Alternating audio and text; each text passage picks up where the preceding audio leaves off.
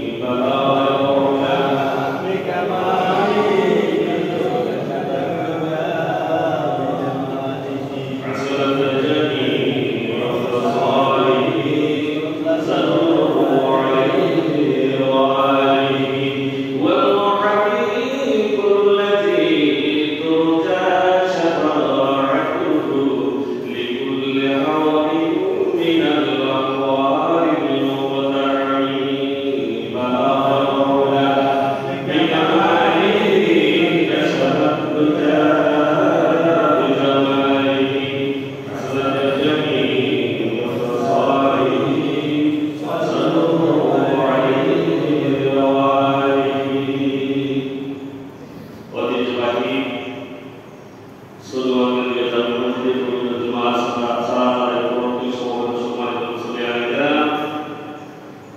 অত্র এলাকার দিনদার মুতাসার মুত্তাকি ভাই বোনেরা পর্দার আড়ালে মা বোনেরা আসসালামু আলাইকুম ওয়া রাহমাতুল্লাহি ওয়া বারাকাতুহু।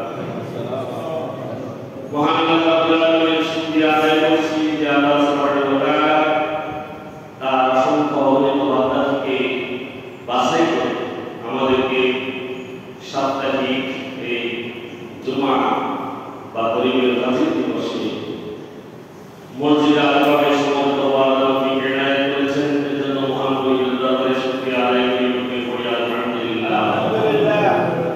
দরুদ সালাম পেশ বিশ্বমানবতার দিশারি সর্বকালের সর্বশ্রেষ্ঠ মহামানব হযরত মুহাম্মদ রাসূলুল্লাহ সাল্লাল্লাহু আলাইহি ওয়াসাল্লামের প্রতি, যাকে আল্লাহ রাব্বুল আলামিন এই বিশ্ববাসীর জন্য রহমত স্বরূপ প্রেরণ করেছেন, যার আগমনে আমরা ধন্য হয়েছি এবং গর্বিত মুখ হতে পেরেছি। এজন্য আবার রাসূলের উপর দরুদ পড়ি সাল্লাল্লাহু আলাইহি ওয়াসাল্লাম।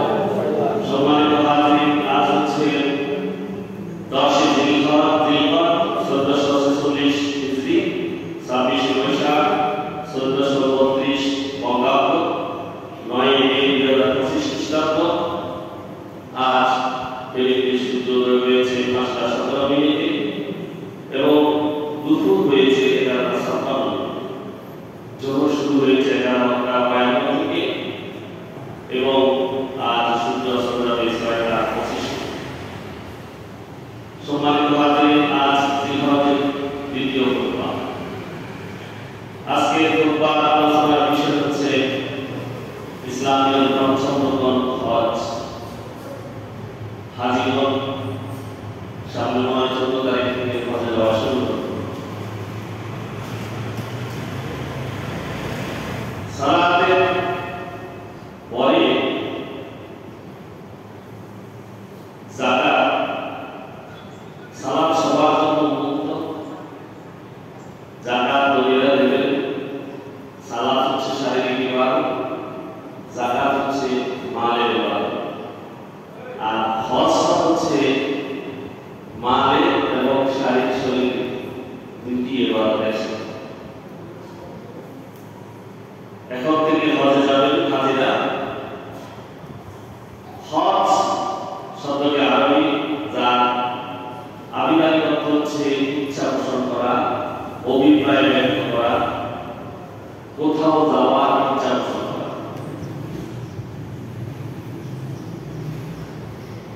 নির্দিষ্ট সময়ে নির্দিষ্ট স্থানে পদক্ষেপ করা হজ। হজের নিয়মে নির্দিষ্ট সময়ে নির্দিষ্ট স্থানে নির্দিষ্ট কার্যাবলী সম্পাদনের নাম হচ্ছে হজ। হযরত ইব্রাহিম আলাইহিস সালাম সর্বপ্রথম কাবাকে কেন্দ্র করে আল্লাহ নির্দিষ্ট নিয়মে হজ প্রবর্তন করেন। আল্লাহ যেভাবে হজ করতে বলেছেন ঠিক সেভাবে হজের আনুষ্ঠানিক নিয়ম শুরু হয় হযরত ইব্রাহিম আলাইহিস সালাম। কাবা স্থাপন হয়েছে প্রথম ফেরেশতারা করেছেন, কিন্তু পূর্ণাঙ্গভাবে বর্তমান যে অবস্থায় আছে এটা হযরত ইব্রাহিম আলাইহিস সালাম থেকে হয়ে আসছে। উম্মতে মুহাম্মাদের উপরে হজ ফরজ হয়েছে নবম হিজরিতে। রাসূল সাল্লাল্লাহু আলাইহি ওয়াসাল্লাম যখন হিজরত করেন তার নবম বছরে হজ ফরজ হয়েছে। শরীয়তের বিধান মোতাবেক নারী পুরুষ নির্বিশেষে প্রত্যেক মুসলমানের উপরে জীবনে একবার হজ করা ফরজ। জীবনে একবার হজ ফরজ। বারবার করলে সেটা হচ্ছে ভিন্ন কথা, সওয়াব হবে, কিন্তু হজ ফরজ করা একবার। তো হজ ফরজ হওয়ার শর্ত হচ্ছে 7টি।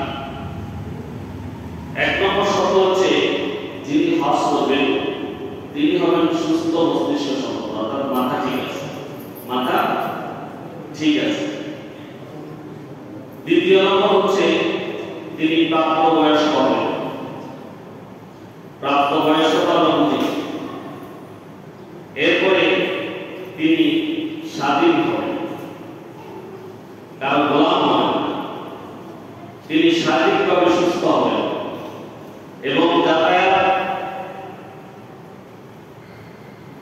যেতে এবং আসতে যত খরচ হয় সব খরচ তার মধ্যে থাকতে হবে, অর্থাৎ অর্থ ব্যয় করা সামর্থ্য তার মধ্যে থাকতে হবে। 6 হচ্ছে যাতায়াতের রাস্তা নিরাপদ হতে হবে, যাবেন আসবেন রাস্তাটা নিরাপদ। 7 ফিরে আসা পর্যন্ত কোন স্ত্রীদের সাথে তার স্বামী অথবা অন্য মুহুরি তার সঙ্গে থাকে। তাহলে এই 7টি শর্ত যদি পূরণ করা হয় তাহলে তারপরে হজ খরচ পূরণের যদি সামর্থ্য থাকে। ইসলামের রকম হচ্ছে 5টি: কালিমা, নামাজ, রোজা, হজ, যাকাত। এই হজ হচ্ছে ইসলামের পঞ্চমতম অঙ্গ। ইসলামের 5টি স্তম্ভ, ইসলামের 5টি খুঁটির উপরে দণ্ডায়মান। কেউ যদি একটি খুঁটিকে অস্বীকার করে সে আর ইসলামের মধ্যে থাকে না।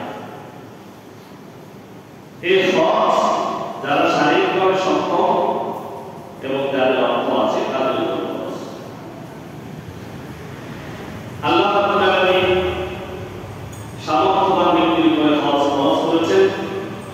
আল্লাহ রাব্বুল আলামিন সূরা আলে ইমরানের 57 আয়াতে সাথে বলেন, বিসমিল্লাহির রাহমানির রাহিম, ওয়ালিল্লাহি আলান নাসি হিজ্জুল বাইতি মান ইসতাতা'a ইলাইহি সাবিলা ওয়া মান কাফারা ফাইন্নাল্লাহা গনিয়্যুন 'আনিল 'আলামিন। আল্লাহ রাব্বুল আলামিন ইরশাদ করেন, ওয়ালিল্লাহি আলান নাসি হিজ্জুল বাইতি, আল্লাহর জন্য বাইতুল্লাহ হজ ফরজ করা হয়েছে। মান ইসতাতা'a ইলাইহি সাবিলা, যে ব্যক্তি যাতায়াতে অর্থ খরচ করার সম্ভাবনা আছে এবং যিনি শারীরিকভাবে সুস্থ, যাতায়াতের অর্থ তার কাছে আছে এবং তিনি যখন হজে যাবেন তার স্ত্রী, পরিবার, পরিজন এদের ভরণ পোষণের ব্যবস্থাও থাকবে, অর্থাৎ কোনো অভাব হবে না, তার উপরে হজ ফরজ। ওয়া মান কাফারা ফাইন্নাল্লাহা গনিয়্যুন 'আনিল 'আলামিন। ওয়া মান কাফারা, আর যে ব্যক্তি কুফরি করল, এটাকে কি করল না, মানল না, এটাকে অস্বীকার করল, সামর্থ্য থাকার পরে হজে গেল না এবং হজকে অবহেলা করল, তার বিষয়ে বলা হচ্ছে ফাইন্নাল্লাহা গনিয়্যুন 'আনিল 'আলামিন। তাকে মনে রাখা উচিত আল্লাহ রাব্বুল আলামিন তার সৃষ্টিকুলের কারো কাছে তিনি মুখাপেক্ষী নন, তিনি হচ্ছেন ধনী। তিনি কি ধনী? এজন্য সামর্থ্যবান ব্যক্তির উপরে হজ করা ফরজ, একান্ত নিজের জন্য। আল্লাহর কোনো ক্ষতি হবে না, কেউ হজে না গেলে আল্লাহর কোনো ক্ষতি হবে না। আল্লাহ রাব্বুল আলামিন ইরশাদ করেছেন, ওয়াযিন ফিল হাজ্জি ফিন নাসি বিল হাজ্জি ইয়াতুকা রিজালান ওয়া আলা কুল্লি দামিরিন ইয়াতিনাকা মিন কুল্লি ফাজ্জিন আমীক লিয়াশহাদু মানাফি'a লাহুম ওয়া yadhkuru ismallahi fi ayyamin ma'lumat 'ala ma razaqahum min bahimatil an'am fakulu minha wa at'imul ba'isal faqir। আল্লাহ রাব্বুল আলামিন সূরা হজের 27 এবং 28 নম্বর আয়াতে ইরশাদ করেছেন, ওয়াযিন, হে ইব্রাহিম আলাইহিস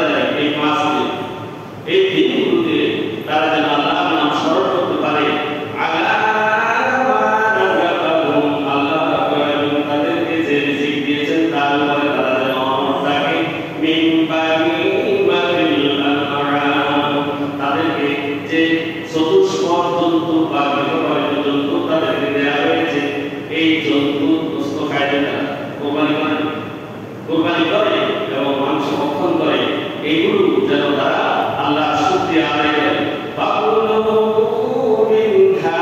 আর এই কোরবানির পশুদেরকে তারা যেন খায়।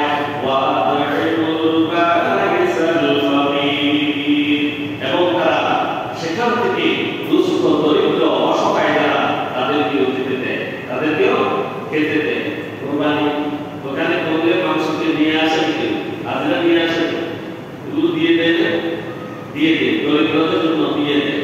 এখানে আল্লাহ রাব্বুল আলামিন বলেছেন যে এখানে দুইটা শব্দ ব্যবহার করছেন, রিজালুন ওয়া আলা কুল্লি দাওয়ামিন। রিজালুন ফাইলে মক্কার অন্তরে বা কাছাকাছি যারা আছে তারা মক্কায় হেঁটে আসবে। কিভাবে আসবে? হেঁটে আসে, তারা সেখানে হজ করবে। আর বলা হয়েছে ওয়া আলা কুল্লি দাওয়ামিন। এই দাওয়ামিন শব্দ হচ্ছে শুকনো কৃষকায় কিনকায় ওটের ব্যবস্থা ছিল, তখন ওটের করে হজে যাইত। আর দূর দূরান্ত থেকে আসতো, পাহাড়ি এলাকা থেকে আসতো, সেই ওটগুলো খানা পিনার অভাবে, পানির অভাবে তারা শুকিয়ে যেত। এরা এখানে আসবে এইভাবে যে হজ করার জন্য। তাহলে তারা এখানে এসে কি করবে? তারা আল্লাহ রাব্বুল আলামিনের নিদর্শন সমূহ, আল্লাহ রাব্বুল আলামিন তাদেরকে যে উপকার করেছেন, উপকার সমূহ তারা প্রত্যক্ষ করবে এবং নির্দিষ্ট দিনগুলোতে তারা আল্লাহর শুকরিয়া আদায় করবে। যেহেতু আল্লাহ রাব্বুল আলামিন তাদেরকে গবাদি পশু, গৃহপালিত পশু, চতুষ্পদ জন্তু দিয়ে তিনি তাদেরকে কি করেছেন? রিজিক হিসেবে দিয়েছেন। তারা সেই রিজিক ভক্ষণ করবে এবং দরিদ্রদের মাঝে তারা ব্যয় করবে। এই হজের বিষয়ে এই আয়াত হজ করা সমান। রাসূলুল্লাহ সাল্লাল্লাহু আলাইহি ওয়াসাল্লামের একটি হাদিস হযরত আবু হুরায়রা রাদিয়াল্লাহু তাআলা থেকে বর্ণিত আছে যে হজ ফরজ হওয়ার বিষয়ে রাসূল সাল্লাল্লাহু আলাইহি ওয়াসাল্লাম কি বলেছেন? আন আবি হুরায়রা রাদিয়াল্লাহু তাআলা আনহু قال فقال رسول الله صلى الله عليه وسلم وقال أيها الناس قد فرض الله عليكم الحج فحجوا। حضرت আবু হুরায়রা রাদিয়াল্লাহু তাআলা আনহু বর্ণিত, তিনি বলেন রাসূলুল্লাহ সাল্লাল্লাহু আলাইহি ওয়াসাল্লাম আমাদের উদ্দেশ্যে ভাষণ দিতে গিয়ে তিনি বলেন, হে লোকেরা, আল্লাহ তোমাদের উপরে হজ ফরজ করেছেন। وقال رسول الله صلى الله عليه وسلم, রাসূল সাল্লাল্লাহু আলাইহি ওয়াসাল্লাম বলেছেন, আইয়ুহান নাস, হে মানব জাতি, হে মানুষ সকল, قد فرض الله عليكم الحج, আল্লাহ রাব্বুল আলামিন তোমাদের উপরে হজ ফরজ করেছেন। ফাহাজ্জু, সুতরাং তোমরা হজ করো। কি করো? হজ করো। তাই কোরআন এবং হাদিস দুইটা থেকে হজ ফরজ করেছে, ফরজ করা হয়েছে। সামর্থ্যবান ব্যক্তির উপরে হজ ফরজ। এখন আসেন হজের সময় কি কি কাজ করা যাবে আর কি কি যাবে না। মহান আল্লাহ রাব্বুল আলামিন সূরা বাকারার 157 আয়াতে ইরশাদ করেছেন, আল্লাহ বলেছেন, আল-হাজ্জু আশহুরুম মা'লুমাতুন ফামান ফারাদা ফীহিন্নাল হাজ্জ ফালা রাফাথা ওয়ালা ফুসুqa ওয়ালা জিদালা ফিল হাজ্জ ওয়া মা তাফআলু মিন খায়রিন ইয়া'লামুহু আল্লাহ ওয়া তাযাওয়াদু ফা ইন্না খায়রাজ যাদি তাকওয়া ওয়াত্তাকুন ইয়া উলিল আলবাব। আল্লাহ সুবহানাহু ওয়া তাআলা বলেছেন, আল-হাজ্জু আশহুরুম মা'লুমাতুন, হজের মাসগুলো নির্দিষ্ট, হজের মাসগুলো নির্দিষ্ট। এই হজের মাসগুলো নির্দিষ্ট 4টি মাস। এই মাসগুলোতে কেন এটাকে নির্দিষ্ট করা হয়েছে এবং হজ এখানে কেন? এই 4টি মাস হচ্ছে এমন মাস যে মাসে যুদ্ধ বিগ্রহ, ঝগড়াঝাটি, কলহ বিবাদ হারাম করা হয়েছে। সুবহানাল্লাহ। এই 4টা মাসে এসব কিছু হারাম। এই হারাম হওয়ার সুবাদে তাহলে হজের উদ্দেশ্যে 4টি মাসে যেহেতু হারাম করা হয়েছে, এজন্য সারা বিশ্বের মুসলমানেরা এই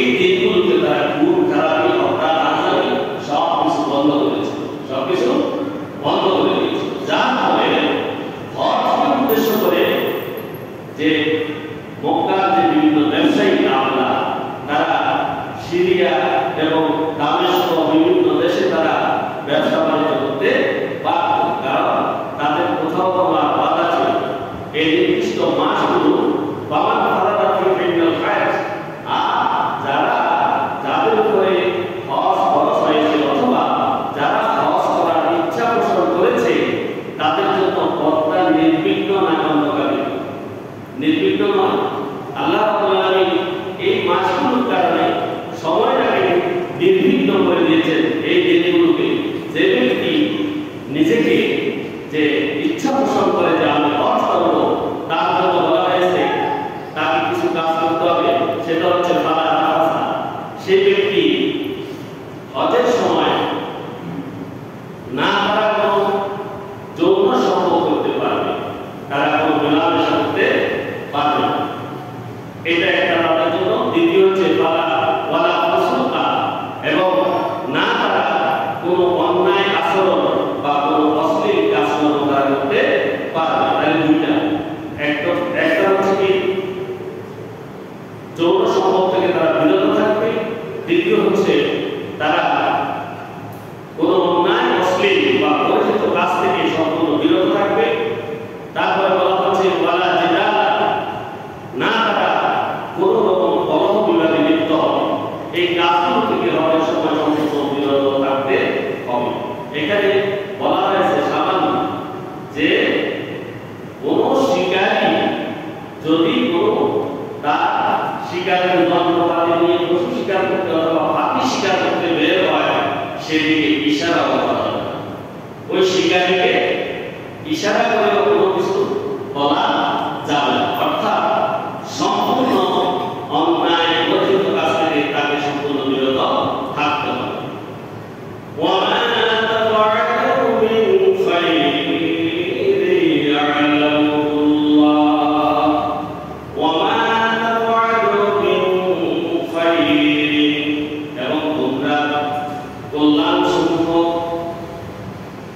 কল্যাণমূলক যাহা যত কিছু কাজ করো না কেন, ইয়া'লামুল্লাহ, আল্লাহ জানেন কিনা? আল্লাহ তো সব জানে। এখন হজ করতে গেলে কেউ যদি অন্যায় করে আল্লাহ জানেন কিনা?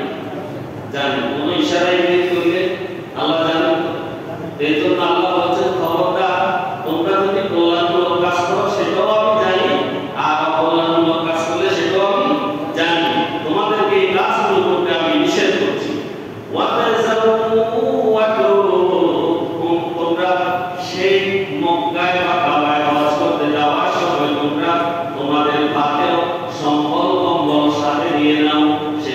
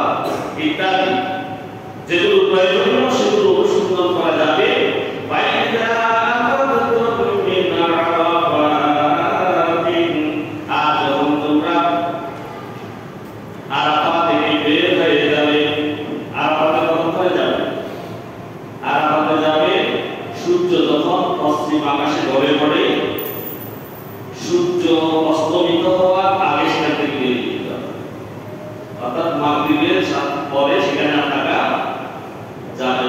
এই সময়টুকুর মধ্যে বলা হচ্ছে যখন আরাফাত থেকে তোমরা বের হয়ে আসবে তার আগে তোমরা তোমাদের রবের পক্ষ থেকে অনুগ্রহ অনুসন্ধান করবে।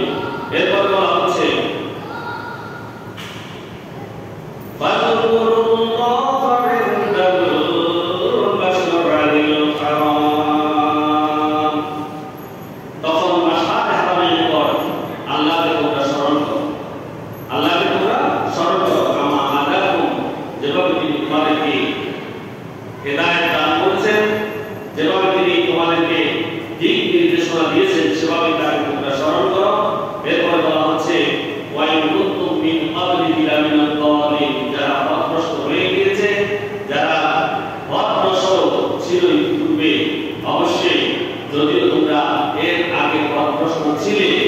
কিন্তু এখন তোমরা পথভ্রষ্ট নয়, তোমরা আল্লাহকে স্মরণ করে সেই পথভ্রষ্টতা থেকে বেরিয়ে আসো, এই কথা বলা হচ্ছে। তারপর বলা হচ্ছে সাফা মারওয়া সাই করা।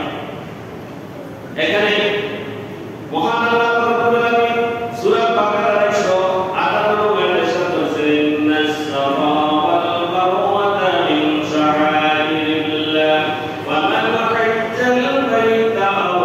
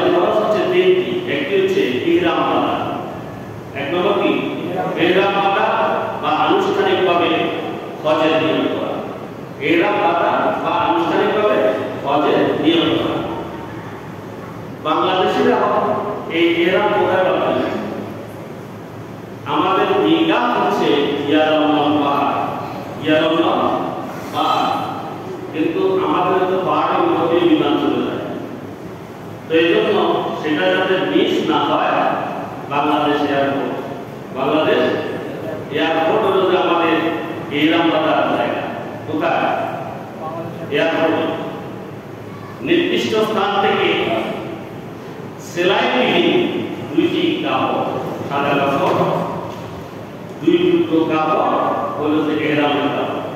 এটা কিসের কাপড়? 2 টুকরা ইহরামের কাপড়। এটা কি জন্য করবে? এই জন্য করবে যে আমি এখন আল্লাহর জন্য হয়ে গেছি, এটা আমার কাপড়ের কাপড়। এটা কি কাপড়ের? এখান থেকে এই সেলাইবিহীন 2 টুকরা কাপড় পরিধান করবে, এটাই হচ্ছে ইহরাম। এটা কি ইহরাম। দ্বিতীয় নম্বর হচ্ছে আরাফাতে অবস্থান বা উকুফে আরাফা। 9 জিলহজ সূর্য ডুবার আগে, সূর্য ঢলে পড়ার পরে, অর্থাৎ সূর্য যখন ঢলে পড়ে তখন আরাফায় অবস্থান করা, সূর্যোদয়ের সাথে সাথে আরাফা ত্যাগ করা। তৃতীয় নম্বর হচ্ছে তাওয়াফে জিয়ারত। 10 জিলহজের 10 তারিখে ভোর থেকে 12 জিলহজ পর্যন্ত যে কোনো দিন কাবা শরীফ তাওয়াফ। তাহলে 10 জিলহজ থেকে 12 জিলহজ পর্যন্ত যে কোনো দিন কাবা শরীফ তাওয়াফ। এই তিনটি হচ্ছে ফরজ। এতে কি একটি যদি বাদ পড়ে, একটি যদি সময় বিচ্ছিন্ন হয়ে যায়, হজ হবে না। বুঝলেন না? হজ হবে না। এটা পরের বছর পূরণ করতে হবে।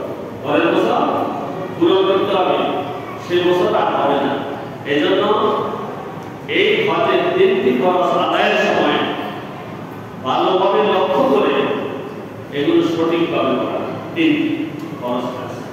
এরপর আছে ওয়াজিব সমূহ। ওয়াজিব হচ্ছে 9টি। এই কথা বলে রাখছি যে ফরজ 3টির একটি বাদ পড়লে কি হজ হবে না, কিন্তু ওয়াজিবের একটি বাদ পড়লে হজ হয়ে যাবে। তবে যেটিতে ভুল ত্রুটি হয়েছে বা বাদ পড়েছে সেটার জন্য দম দিতে হবে, কোরবানি দিতে হবে। কি করতে হবে? কোরবানি দিতে হবে। হজের ওয়াজিবের 1 নম্বর হচ্ছে মিকাতের আগে ইহরাম করা।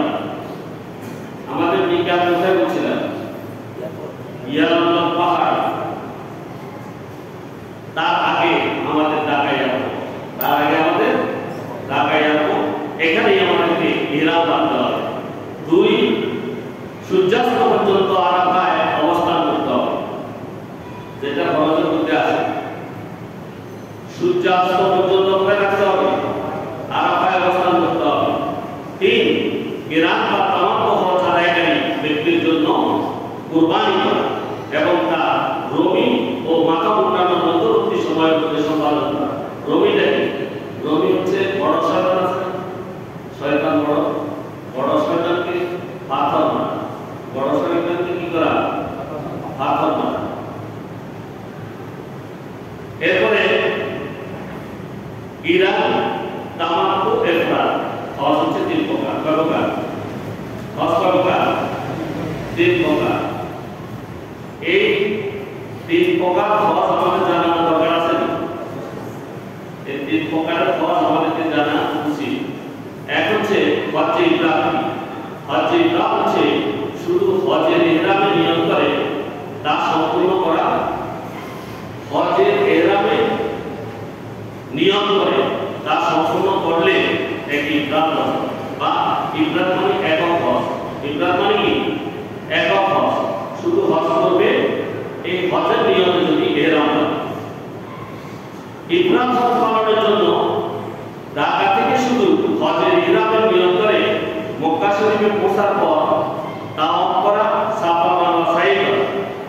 ইহরাম না ছেড়ে 10 জিলহজ হজ সম্পাদন হওয়ার পর ইহরাম ছাড়তে হবে। এটা হচ্ছে ইফরাদ হজ।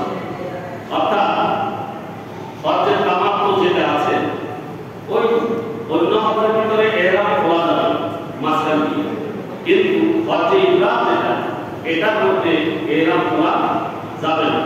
একই ইহরামে তাকে 10 জিলহজ পর্যন্ত সেখানে থাকতে হবে।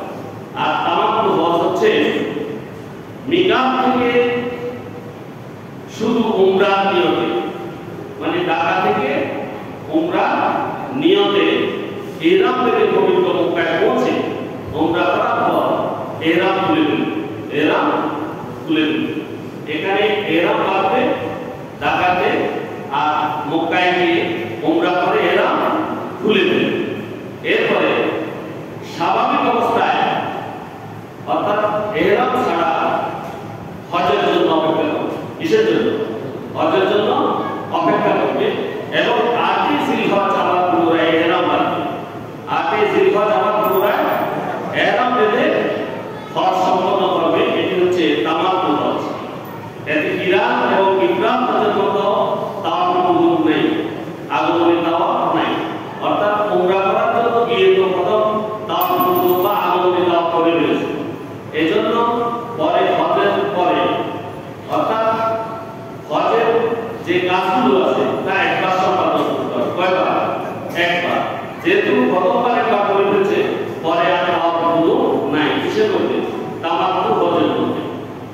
আর কিরান হজ যেটা মিকাত হতে একসঙ্গে উমরা এবং হজের নিয়তে ইহরাম বাঁধাকে কিরান হজ বলে। তাহলে হজের নিয়তে কি করবে? মিকাত, আমাদের যে মিকাত বললাম ঢাকা এয়ারপোর্ট, এখান থেকে উমরা এবং হজের নিয়তে একই ইহরাম বাঁধবে, একই ইহরাম বাঁধবে। এটা হচ্ছে হজ কিরান। কিরান হাজিগণকে মক্কায় পৌঁছে প্রথমে উমরা করতে হবে, অথবা ওই ইহরাম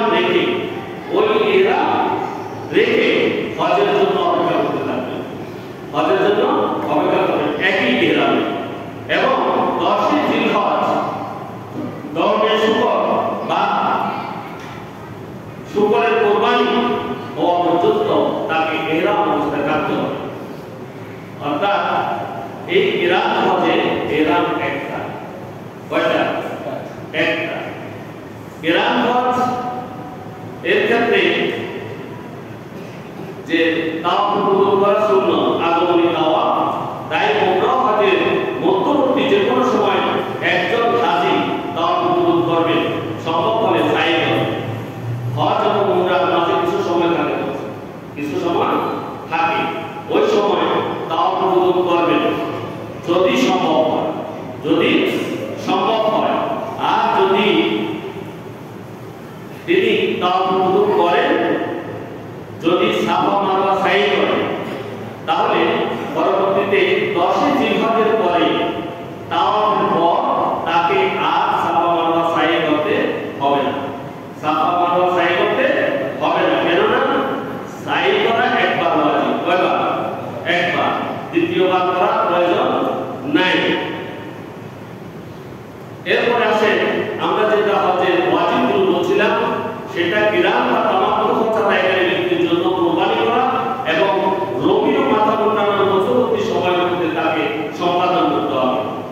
সাই হচ্ছে সাফা মারওয়ার মধ্যে সাই করা এবং সাফা থেকে সাই আরম্ভ করা।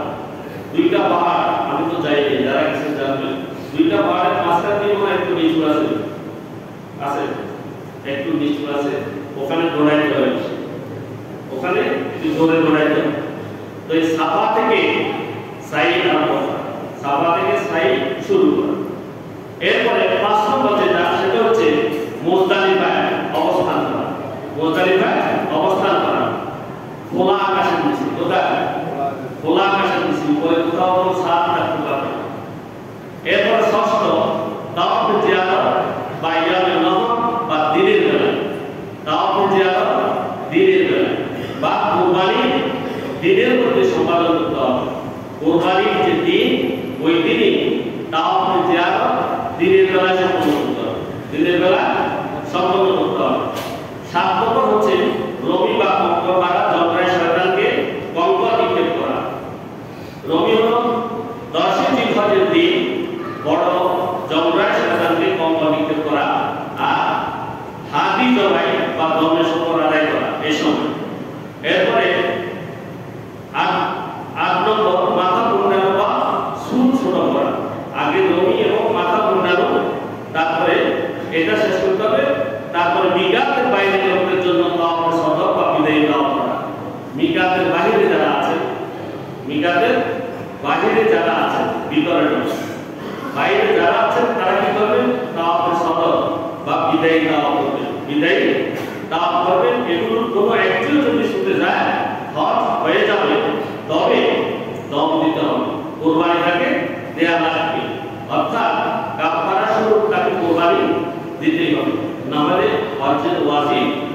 ছুটে যাবে। এছাড়া হজের অন্যান্য যত কাজ আছে, এখন আমি 12টি বলছি, 9টি হচ্ছে ওয়াজিব, 3টি হচ্ছে ফরজ। 5 দিনে 5 জায়গায় এই 12টি কাজ সম্পন্ন করলে হজ হয়ে গিয়েছে। আর বাকিগুলো কি? সুন্নাত। বাকিগুলো কি? সুন্নাত বা হজের আদব। হজের সুন্নাত হচ্ছে মিকাতের বাহিরের লোকদের মধ্যে যারা ইফরাদ বা কিরান হজ করে তাদের জন্য তাওয়াফ কুদুম করা। মিকাতের বাহিরে যারা আছে এই সমস্ত লোক যারা ইফরাদ এবং কিরান হজ করে তাদের জন্য তাওয়াফ কুদুম করা, মানে আগমনী তাওয়াফ। তাওয়াফের প্রথমে রমল করা। রমল মানে দৌড়া। রমল কি? দৌড়া। এখানে কি হাত লাড়ে? জোরে জোরে হাত লাগিয়ে দেওয়া, এটাই রমল। এরপরে এই তাওয়াফ রমল না করে থাকলে তাওয়াফে জিয়ারত অথবা বিদায়ে তাওয়াফে তা করে নিতে হবে। 3 নম্বর হচ্ছে ইমামের জন্য 3 স্থানে খুতবা প্রদান করা সুন্নাত। অর্থাৎ 7ই জিলহজ মক্কা মুকাদ্দামায়, 8ই জিলহজ আরাফাতের ময়দানে এবং 9ই জিলহজ মিনায় ইমামের খুতবা প্রদান করা, এটা সুন্নাত। এটা কি? সুন্নাত। 8ই জিলহজ দিবাগত রাতে মিনায় অবস্থান করা। 8ই জিলহজ দিনের পর যে রাত, ওই রাতে মিনায় অবস্থান করা। 9ই জিলহজ সূর্যোদয়ের পর মিনা থেকে আবার আরাফায় যাওয়া। আরাফাতের ময়দান থেকে ইমামের রওনা হওয়ার পর ইমামের পিছনে রওনা হওয়া। ইমামের পিছনে রওনা হওয়া। আরাফাত থেকে ফেরার পথে মুজদালিফায় রাত্রি যাপন করা, এক রাত সেখানে থাকা। তারপরে হচ্ছে আরাফায় গোসল করা। যারা হজে গেছেন তারা তো নিশ্চয়ই জানেন আরাফায় গোসল করা। 9 নম্বর মিনা কাজকর্ম সম্পাদনকালে মিনায় রাত যাপন করা। 10 মিনা থেকে ফেরার পথে মুআসসার নামক স্থানে অল্প সময়ের জন্য হলেও অবস্থান করা। এগুলো হচ্ছে হজের সুন্নাত। হজের সুন্নাত। তো যারা হজে যাবেন নিশ্চয়ই আশা করি এই কথাগুলো মনে রাখলে উপকৃত হবেন। এগুলো হজের নিয়ম কানুন। খেয়াল রাখতে হবে আমাদের যে হজের যে নিষিদ্ধ কথাগুলো আছে এই নিষিদ্ধ কথাগুলো মনে রাখা। সেখানে যেমন অনেক কাজ আছে, মাথা মুন্ডানো, সেখানে অনেকে চুল রেখে যদি চুল ছিঁড়লে অসুবিধা হয়। সেখানে নখ কাটলে সেখানে অসুবিধা হয়। অর্থাৎ ছোট খাটো যত রকমের কাজ আছে এগুলো না করা। অর্থাৎ হজের মূল উদ্দেশ্য থাকবে আমি 3টি ফরজ এবং 9টি ওয়াজিব, মোট 12টি কাজ কি করব? পরিপূর্ণভাবে সম্পাদন করব। এই পরিপূর্ণভাবে 12টি কাজ সম্পন্ন হলেই তাহলে হজটা কি হবে? শুদ্ধ হবে।